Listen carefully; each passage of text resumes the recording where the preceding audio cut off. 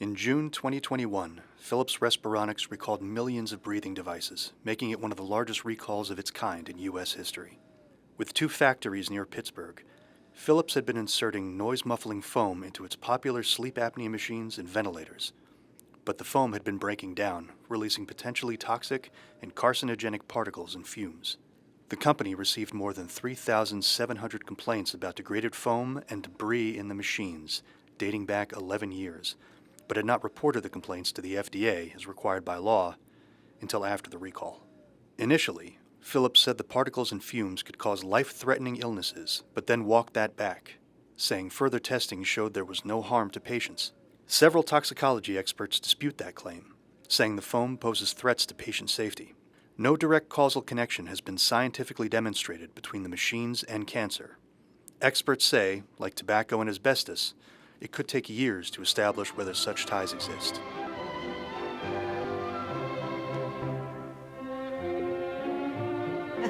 My wedding anniversary was this week.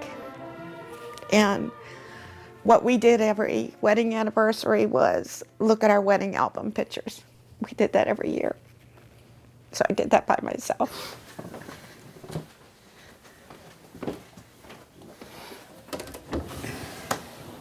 This is the machine.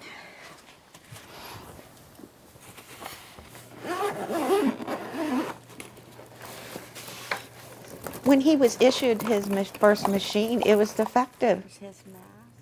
It goes back to 2012 when he was using his first machine. They had already known for 3 years that they were defective, and yet they were still issuing defective machines causing health issues. I truly believe that it was the root of his cancer, and so do a number of our family members. His last month of his life, he had bleeding in the brain, and he had 25 staples in his head. He went because suddenly he lost his left arm and his legs from the knees down. Cancer had metastasized and also gone to his spine.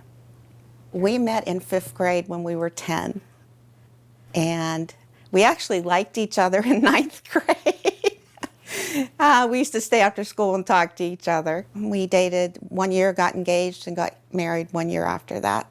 He was caring, giving, kind. Yeah.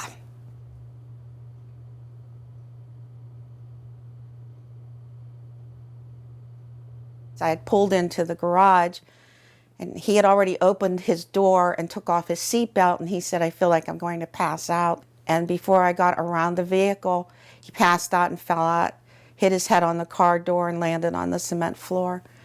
But that was during radiation treatment. We also liked to go to the casino. We'd get a hotel room so when he got tired, he could just go lay down. And valet parking, rented a scooter, everything to accommodate his being able to go. And eventually I had to put him in a transport to just like go to the Pirate games because he wasn't able to walk. I didn't think about it. It was just, I loved him. And I would do anything for him. I hope there aren't many other people in the same situation, because it's devastating.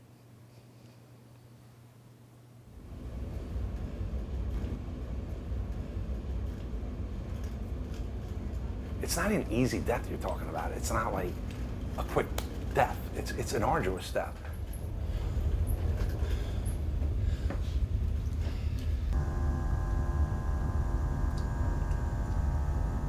At first I didn't think they were seizures, but basically what was going on is the walls of my lungs are shot now. Your tumor or your growth, whatever you want to call it, it was on the right side first. So I noticed as soon as I went up the stairs, I was totally exasperated, exhausted. And I started playing, and I just could feel like I had no air at all.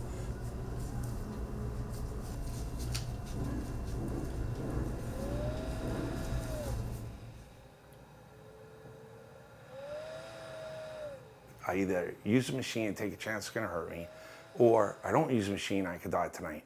So I thought I have a better chance with the machine. It totally changed my life. When I first had it, it was like dream sleep. It was just like, I actually looked forward to sleeping. I know it sounds weird, but I knew when I was gonna sleep, there was gonna be no episodes, there was gonna be no, it was like peaceful time, you know? I started noticing, like, in the reservoir, I would see, it looked like little black stuff and just like weird stuff. So I remember thinking, like, what the hell is this crap? And I started noticing, like, I was having a hard time doing anything. If I loaded drums to a show, I felt like I was like really super tired on loading these drums. But I just noticed that my whole quality of life just was deteriorating. You know, I couldn't work anymore, and I had to go on disability, which I got first time. Hey, Mom, how you doing? And my doctor, you know, I didn't get a chance to tell you, but she said a lot of her patients have been affected by the CPAP machine and that. Yeah, and she said that she thinks my infection came from that. And she said, you know... Why is it taking so long for them to give you another machine? What you would do to get the machine? No, I'm on the list, Mom, so they'll fast track me. I'm getting it as quick as I can. They've been saying that for months. Yeah, no, I know, but they did send me an email, so... Yeah. You know, how many days can't you talk, hon? Probably like 3 weeks. Okay, hon. Love you. Yeah, love you too, bye-bye. Yeah, if you don't mind, it's just flips down. You press it. And I'll give you these. And the black.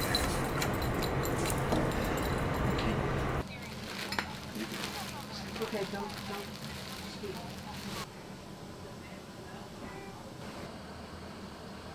Can I get you anything?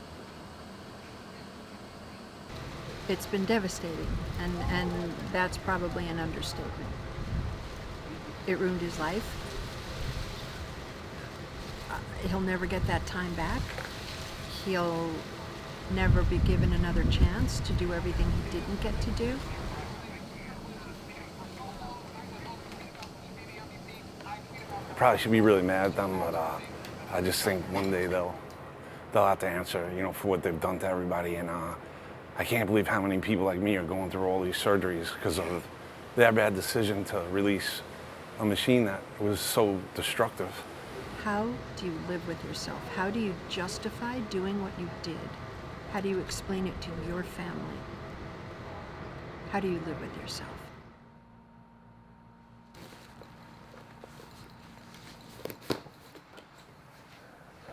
Phillips has got a couple layers of management above them, so I have no idea about the circumstances or the people or...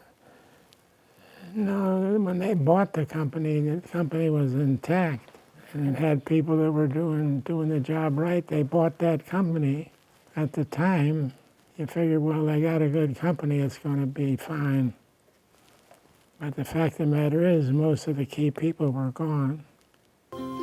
Jerry McGinnis started working on the company that would become Respironics in 1968. Respironics developed an innovative technology that resulted in a product that was to become a breakthrough in the treatment of obstructive sleep apnea. And it took off like a rocket. We had orders immediately, and we were in back order for almost a full year. It was so intense that the doctors were calling in to Jerry McGinnis saying, look, I'm going to sue you if you don't give me a sleep easy right now. I've got a patient whose throat I'm going to have to cut if I can't get a sleep easy for him. I never did see the factory again after we sold the company. I didn't get invited to meet any of the managers, or they bought us and ran. We told the story that this is the product we're selling, the patient is dependent on it. The people who were closest to it knew how they could hurt somebody. So we wanted to share some of our main reporting findings with you about some of the breakdowns that happened at Royal Philips prior to the recall. Oh my goodness. That's a shame. Criminal. Complaints that came into the FDA after the 2021 recall shows nearly 2,000 cases of cancer were reported by users of the devices and others, along with 600 cases of liver and kidney illnesses, 17,000 respiratory ailments, and at least 370 reports of death. Philips released a statement saying the reports are not evidence of harm and that the company's top priority is patient safety. It says that it regretted, quote, the distress and concern that the June 2021 recall has caused for patients and care providers. We deeply apologize for that and continue to work hard to resolve this, end quote. It further stated that additional testing shows the foam carries, quote, no appreciable harm, end quote, to patients. The FDA has questioned some of Philips's test results and considers the recall a Class 1 level, the most severe, saying the devices can cause serious injuries and death.